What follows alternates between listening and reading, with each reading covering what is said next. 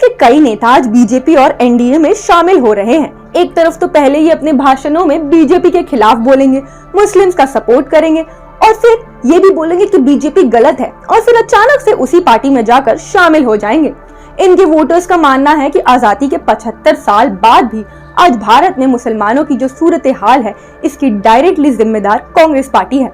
कुछ वोटर्स तो ये भी बोल रहे हैं कि साल 2024 के भारत में आखिर बीजेपी और आरएसएस इतनी मजबूत क्यों है। सीधे से देखा जाए तो ये कांग्रेस पार्टी ही है जिसने अपने दौरे हुकूमत में मुल्क भर में आरएसएस को मजबूत किया है।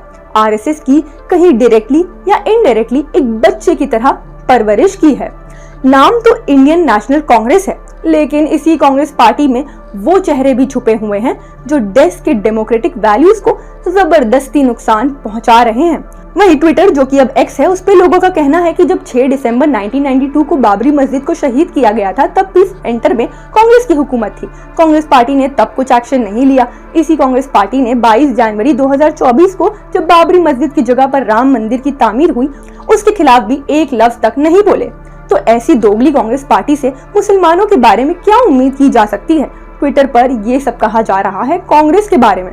अब भी कांग्रेस पार्टी में ऐसे कई लीडर्स हैं जो अंदर से आरएसएस और हिंदुत्व को दिल से चाहते हैं और मौका मिलते ही ये लोग बीजेपी आरएसएस की तरफ पलटी मार देते हैं। अगर आरएसएस और बीजेपी हिंदुत्व की आइडियोलॉजी को प्रमोट कर रहे हैं तो ये कांग्रेस के लीडर भी आखिर में उन्हीं की तरफ चले जाते हैं।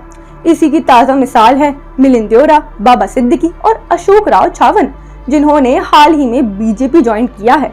एक तो ये अपने वोटर्स के साथ दगाबाजी कर रहे हैं, दूसरी तरफ इन कांग्रेसी लीडर्स का असली चेहरा खुल के सामने आ गया है।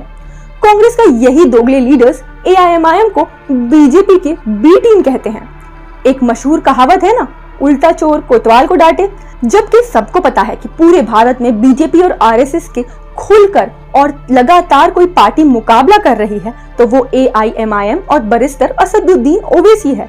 कांग्रेस का आरएसएस वाला माइंडसेट कांग्रेस पार्टी को एक ना एक दिन ले डूबेगा, या शायद ले डूब रहा है। तभी तो सब अपनी पार्टी छोड़कर सीधा बीजेपी में जा रहे हैं। आपकी क्या राय है, कमेंट में हमें जरूर बताना और देखते रहना मुस्लिम सियासत। मैं अलीशा चंद्राकर, जय हिंद।